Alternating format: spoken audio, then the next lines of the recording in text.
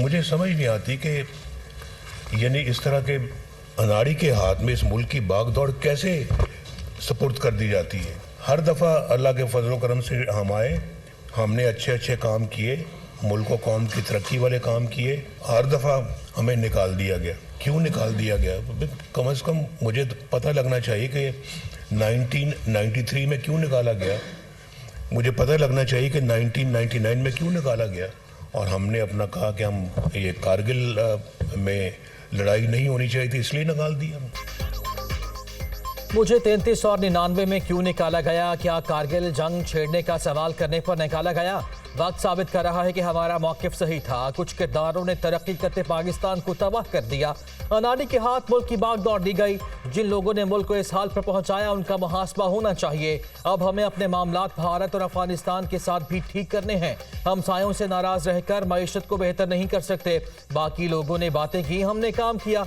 मुल्क के लिए बिजली बनाई, कोयले के ज़खायर दरियाफ्त किए। फर्नेस ऑयल के बजाय कोयले से सस्ती बिजली बन सकती है। शहबाज शरीफ आकर ना संभालते तो मुल्क दिवालिया हो जाता। कायद नून लीग नवाज शरीफ का पार्लिमानी बोर्ड के इजलास से खिताब। रायबंद का वजीर आजम ने अब 3 बार वजीर आजम तो बन चुका है और कोशिश में है कि उसको 4थी बार सिलेक्ट किया जाए। जिस शख्स ने पहली बार, दूसरी बार, तीसरी बार फेल हुआ, वो 4थी बार आके कौन सा तीर मारेगा? ये सब जो है वो 90 के दहाई में IGI के सूरत में भी सिलेक्ट हुआ था। जिसने उसको लेकर आया था उससे लड़ पड़ा और फिर नुकसान आपका हुआ। रायबंद वाला 3 बार वजीर आजम बन चुका, 4थी बार सिलेक्ट होना चाहता है। जो 3 बार फेल हुआ वो 4थी बार आकर कौन सा तीर मारेगा? मियां साहब उनसे ही टकराए जिन्होंने 2/3 अक्सरियत दिलाई। मियां साहब ने एक बार फिर हुकूमत दिलाने वालों से लड़ना है। अगर 4थी बारी मिली तो मियां साहब वही रिवायती पुरानी सियासत करेंगे। हम 3 बार भुगत चुके, अब 4थी बार भुगतना पड़ेगा। मियां साहब जिनसे 2/3 अक्सरियत मांग रहे हैं वो कह रहे हैं कि किधर से दें। अगर अक्सरियत मिली तो फिर नुकसान आपका होगा। मुझे क्यों निकाला कहते कहते लंदन चले गए। एक सियासी जमात चाहती है कि इलेक्शन जीतकर मुखालफिन से इंतकाम ले। Chairman People's Party Bilawal Bhutto के एक के बाद एक शिकार। सिलेक्शन नहीं, इलेक्शन जीत कर आओ, बिलावल भुट्टो का चैलेंज। मियां साहब को बाहर जाकर 10 साल आराम करने का मशवरा भी दे डाला।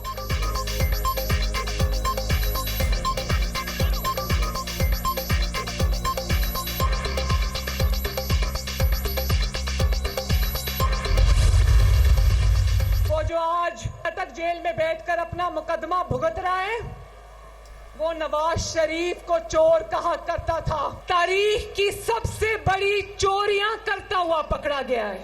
नवाज शरीफ को 2 मरतबा वजीर आला, 3 मरतबा अल्लाह ताला के बाद आप लोगों ने वजीर आजम बनाया। कभी कोई चोरी का इल्जाम भी नहीं लगा सका और वो एक बार वजीर आजम बना और उसने चोरी और डकैती की तारीखी रिकॉर्ड कायम किए। लेवल प्लेइंग फील्ड अगर नवाज शरीफ से मांगते हो तो फिर नवाज शरीफ को देखो कि उसने 11 साल जिला वतनी भुगत के आया, 2.5 साल जेल काट कर आया।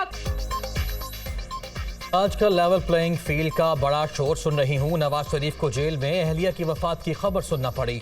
उन्होंने 11 साल जिला वतनी काटी, 2.5 साल जेल में रहे। क्या साबिक चेयरमैन PTI को ये वाली लेवल प्लेइंग फील्ड चाहिए? नवाज शरीफ की सियासत खत्म करने वालों की अपनी सियासत खत्म हो गई। नवाज शरीफ को चोर कहने वाला तारीख की सबसे बड़ी चोरियां करते पकड़ा गया। 60 अरब के बदले में अलकादिर ट्रस्ट में जमीनें ली। जब चोरी का हिसाब मांगा तो टांग पर प्लास्टर चढ़ा कर आ गया। 22 साल में सिर्फ एक बार नवाज शरीफ को इलेक्शन लड़ने की इजाजत दी गई। वो 3 बार वजीर आजम बने मगर चोरी का इल्जाम तक नहीं लगा। मरियम नवाज का गुजरात के इलाके जलालपुर जट्टा में यूथ कन्वेंशन से खिताब।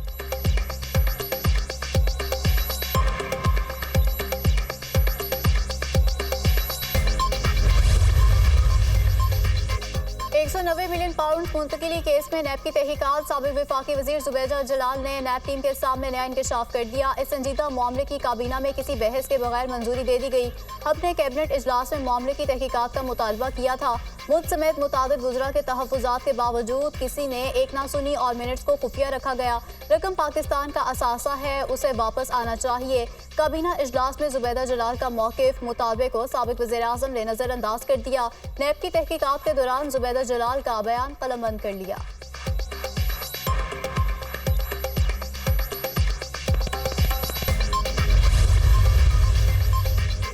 नवाज शरीफ और शहबाज शरीफ की ज़ेर सदारत पार्लिमानी बोर्ड का छठा इजलास, मरियम नवाज, इसहाक डार, राना सनाउल्लाह समेत दीगर रहनुमाओं की शिरकत। इंतखाबात के लिए अटक, जहलम और चकवाल से उम्मीदवारों के इंटरव्यूज, सीट एडजस्टमेंट के लिए मुस्लिम लीग नून और IPP की कमेटियां भी तश्कील।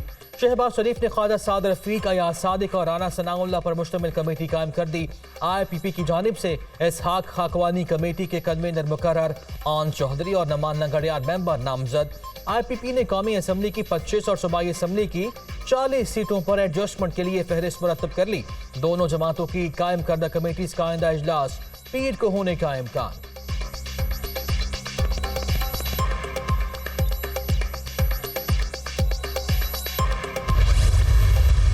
फिर इलेक्शन का माहौल आ रहा है,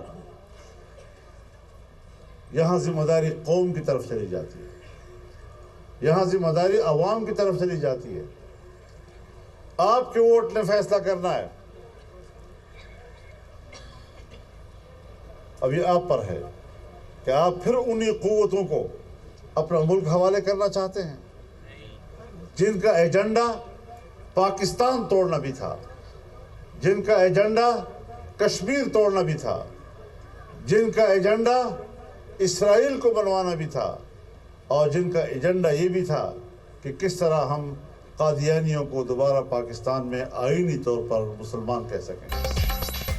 इलेक्शन में अवाम के वोट ने फैसला करना है। क्या मुल्क को फिर उन्हीं कुव्वतों के हवाले करेंगे जिनका एजेंडा कश्मीर बेचना और इसराइल को तस्लीम करना है। गुज़श्ता हुकूमत के इसी फितने को हमने शिकस्त दी। आलमी कुव्वतें पाकिस्तान के असासों और एटमी सलाहियत पर कब्जा करना चाहती हैं, उन्हें हम नाकाम बनाएंगे। मौलाना फजल रहमान की पेशावर में न्यूज़ कॉन्फ्रेंस, महमद की मुख्तलिफ शख्सियात की JUI में शमूलियत पर खैर मकदम।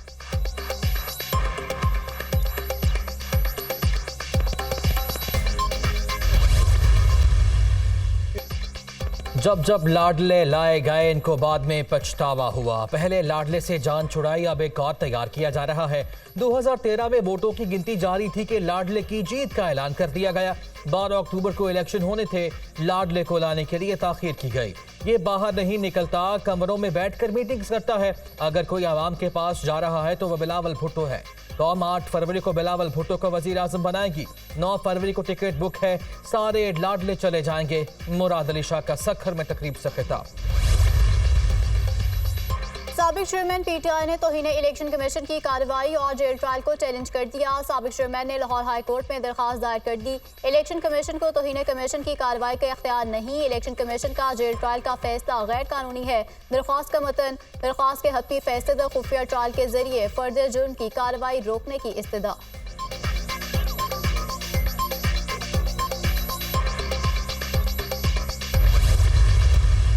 9 मई के वाक़े में जब रियासती दहशत गर्दी की है तो कहते हैं नवाज शरीफ साहब ने क्या, नवाज शरीफ साहब आपकी बहनों को और भतीजे को और भांजों को हदायत दे रहे थे। 190 मिलियन पाउंड पाकिस्तान कौमी खजाने में आना था। बेटे की निजी कंपनी से तनख्वाह ना लेने का इल्जाम है, करप्शन का इल्जाम नहीं है। नवाज शरीफ चौथी बार वजीर आजम बनने जा रहे हैं। दूसरों पर दहशत गर्दी के मुकदमात बनाने वाला खुद 9 मई का मुजरिम है। साबिक चेयरमैन PTI दहशत गर्दी के वाकयात का मास्टरमाइंड है। दूसरों को चोर कहने वाले ने मुल्की खजाने पर 190 मिलियन पाउंड का डाका डाला। काबीना के सामने बांध लिफाफा लहराया गया। 60 अरब का डाका डाला और पूछते हैं कि बिजली महंगी क्यों हुई। नवाज शरीफ को पनामा के मामले पर नहीं, बेटे से तनख्वाह ना लेने पर सजा दी गई। जिना हाउस और शहदा की यादगारों को जलाने वालों को हिसाब देना होगा। PTI ने मुल्की मईशत को खोखला कर दिया। लीगी रहनुमा मरियम औरंगजेब के PTI पर वार। जावेद लतीफ बोले, क्या नवाज शरीफ इंसाफ के लिए 45 साल इंतजार करें? साबिक चेयरमैन PTI ने हम पर दहशत गर्दी के मुकदमात बनाए।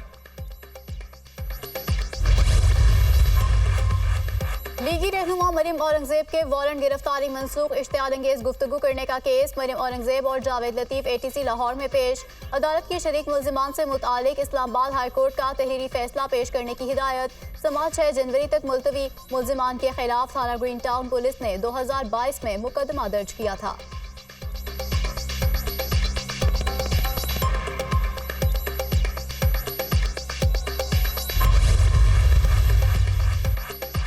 शेख रशीद और शेख राशिद शफीक के खिलाफ 9 मई के मुकदमात की समाअत। साबिक वजीर के खिलाफ मुकदमात का तमाम रिकॉर्ड ATC रावलपिंडी में पेश।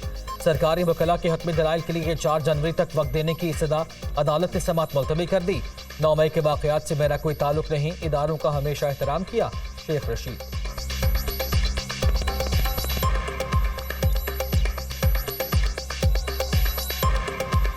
मेरा बयान वही है कि मैं 8 की रात को आया और मैं 16 तक नहीं था और इस केस से मेरा कोई तल्लक नहीं है 10 केसेस से, लेकिन अल्लाह बेहतर करेगा। जिना हाउस तस्करी टावर हमला और दीगर मुकदमात इंसदाद दहशतगर्दी अदालत लाहौर ने असद उमर की हाजिरी मुआफ़ी की दरख्वास्त मंजूर कर ली। असद उमर, उस्मा खान और अलीमा खान की बुरी जमानत में 9 जनवरी तक तौसी कर दी। इंसदाद दहशतगर्दी अदालत के जज मोहम्मद अरशद जावेद ने समाअत की।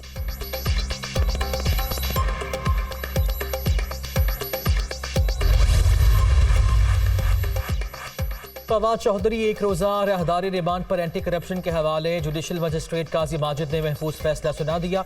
साबिक वफाकी वजीर को एक रोज़ में अदालत पेश किया जाए, जज का हुक्म। नवाज शरीफ ने 40 साल बाद भी सिलेक्शन के जरिए ही इक़्तिदार में आना है तो क्या फ़ायदा, फासले कम कर लें वरना जो कुछ हो रहा है ये पूरी दुनिया में मजाक ही बनेगा। फवाद चौधरी।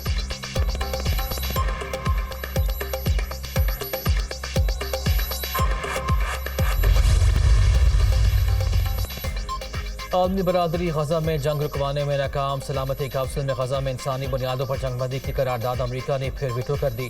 UAE की जानिब से पेश की गई जंगबंदी की करारदाद के हक में 15 में से 13 वोट पड़े। बरतानिया की वोटिंग के अमल में गैर हाजिरी। करारदाद वीटो होने पर UAE का इजहार मायूसी। करारदाद गैर मुतवाज़न और हकीकत से हम आहंग नहीं। करारदाद से मामले का कोई ठोस हल नहीं निकल सकता। अक़वाम में मुत्तहदा में नायब अमरीकी सफ़ीर रॉबर्ट वुड का बयान।